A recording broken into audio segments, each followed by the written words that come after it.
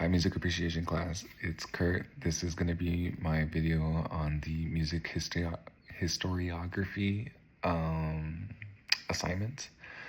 As far as me, a check-in and what I've been doing, I've just been continuing to go through the semester. I've been doing really good. I've been taking a lot of tests and just trying to do good in my classes. Anyways, I chose to do the first option, which was, I believe, the final project option. And anyways, I had ended up choosing this one article or presentation by Miss Sarah Vasquez, and her presentation is titled "Brazil: The Artist and Timeline Behind Bossa Nova." And so essentially she's going through this presentation and she gives the origins, the development, some of the influential figures of early bossa nova and current bossa nova.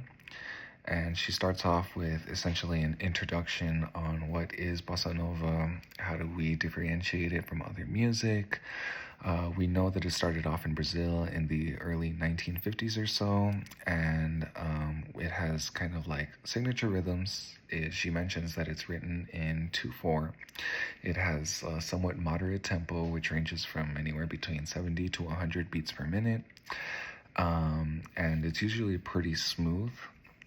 She also mentions, let's see right here, that it originates from something called samba canção, which is a little bit more slow and a little bit more sentimental than what we know as bossa nova today. And that's how it just differentiates from other Latin music.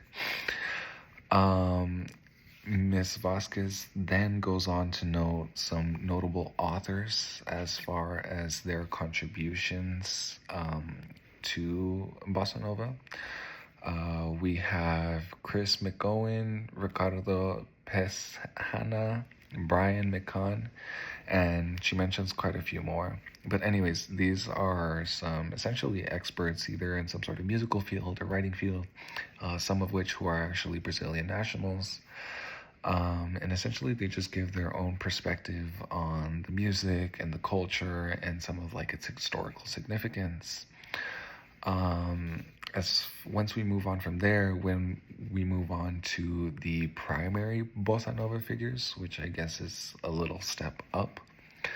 Now these are kind of the individuals who really shaped and popularized the genre itself.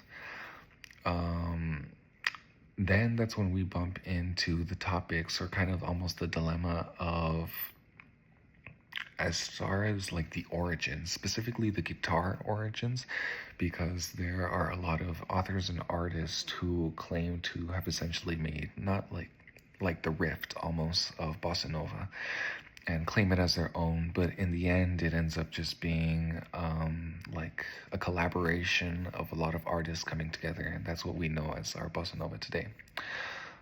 Towards the ending of her presentation, she showcases a variety of musical examples, playing different samples of different types of bossa nova, as far as some very early samples to the more modern samples of today.